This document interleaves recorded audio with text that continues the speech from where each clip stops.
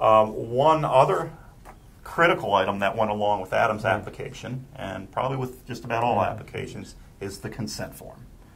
And let's chat a little bit about the elements of consent and what would be required to be in a consent form. And we'll use Adam's to illustrate. But first, some cautions. Everybody can get better, and in fact, our committee can get better, and the resources that we have currently posted on our website can get better. So I'm going to caution you right now that the examples of the consent forms that are listed on our website, we've got some samples up, they're not very good. And we are changing those now. I've developed some consent forms that are clearer, more explicit, more friendly.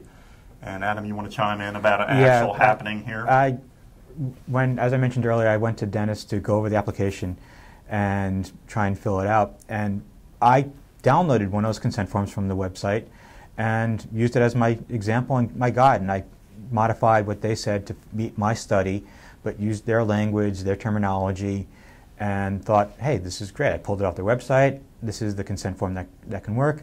I brought it to Dr. McDougall, and he basically said, this is trash, and threw it away. And we started over again.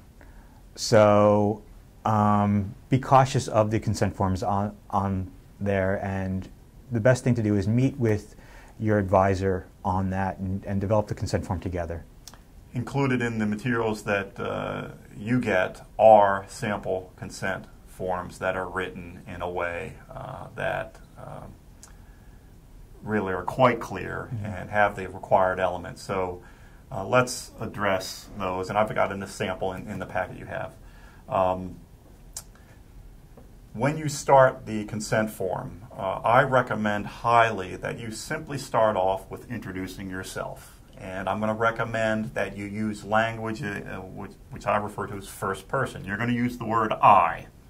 So no harm in starting out your very first sentence of the consent form saying, I am Adam Tanners, and identifying who you are. So in your case, you said, I'm Adam Tanners, I'm what? I'm a doctoral student in Department of Special Education, College of Education. I'm conducting a study to look at this piece of technology, the Amazon Kindle, and how it works and whether or not you'll use it. Okay. So you've, in that very first paragraph, you, in actually a kind of a friendly way, a straightforward way, you've identified your name, who you are, and the fact that you are conducting a research study. You can use those terms. I'm conducting a research study about or to find out about the use of the Amazon Kindle.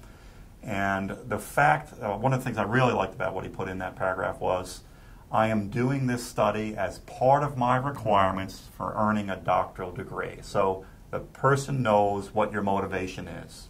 All right. That's a nice, simple intro paragraph. Next paragraph.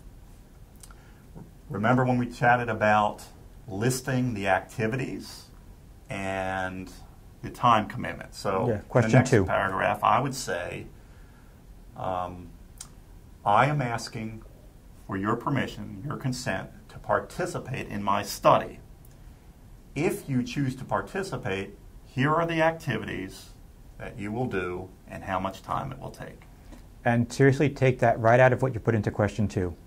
From the application. From the application. Copy and paste it right into the consent form. Right. The reason we're suggesting that you do a little copy-paste from the application, first of all, if you've bulleted those activities or numbered those, number 1, you're going to be doing this activity, 20 minutes. Number 2, that activity, 40 minutes. It's clear. It meets the elements of consent, what you're doing and how long. Right.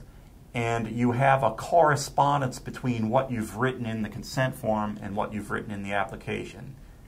Among the top 3 error patterns of the applications that I review is a disjoint, or problems between what is stated in the application form and what is stated in the consent form.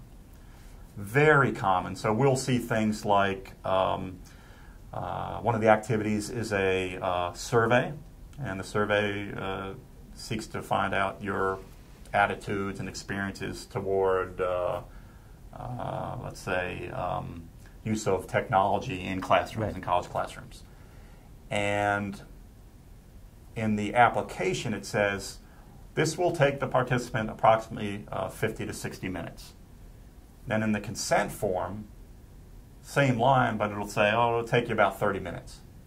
And so you want to be consistent in what you're putting in the application form and what you're putting in the consent form. Right? So consistency, how do you do it? Do a cut and paste. Right? Very pragmatic.